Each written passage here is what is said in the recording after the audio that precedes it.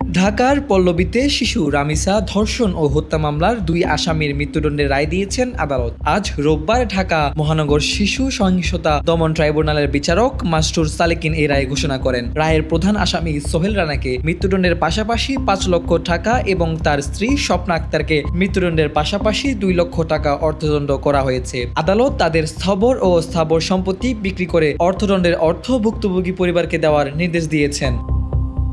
রায়ের পর সন্তোষ প্রকাশ করেছেন নিহত শিশু রামিসার বাবা আব্দুল হান্নান মোল্লা। তিনি বলেন, আলহামদুলিল্লাহ, রায়ে শতভাগ খুশি। আমার মনের প্রত্যাশা এবং আকাঙ্ক্ষার প্রতিফলন ঘটেছে এই রায়ে। পাশাপাশি তিনি প্রধানমন্ত্রীকে ধন্যবাদ জানান। তিনি দ্রুত রায় কার্যকরের আশাও ব্যক্ত করেন। ইনশাআল্লাহ আলহামদুলিল্লাহ আমি এই রায় সন্তুষ্ট এবং এই রায় যখন বাস্তবায়ন হবে তখন আমি 100% সন্তুষ্ট হব।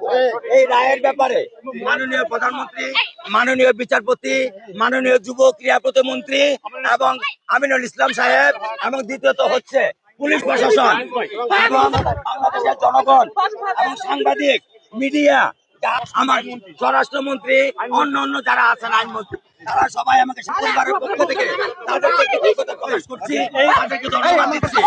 বাংলাদেশের প্রত্যেকটা রামিসার বিচার দ্রুত হোক এবং দ্রুত সময়ের ভিতরে সেই রায় কার্যকর হোক। শেষে বহুল আলোচিত এই মামলায় রায়ের মাধ্যমে ভুক্তভোগী পরিবার ন্যায় বিচার পেয়েছে বলে মনে করছেন পরিবারটি। এখন তাদের একমাত্র প্রত্যাশা দ্রুত সময়ের মধ্যে রায় কার্যকর করা হোক। ডেস্ক রিপোর্ট, চট্টগ্রাম সংবাদ প্রতিদিন।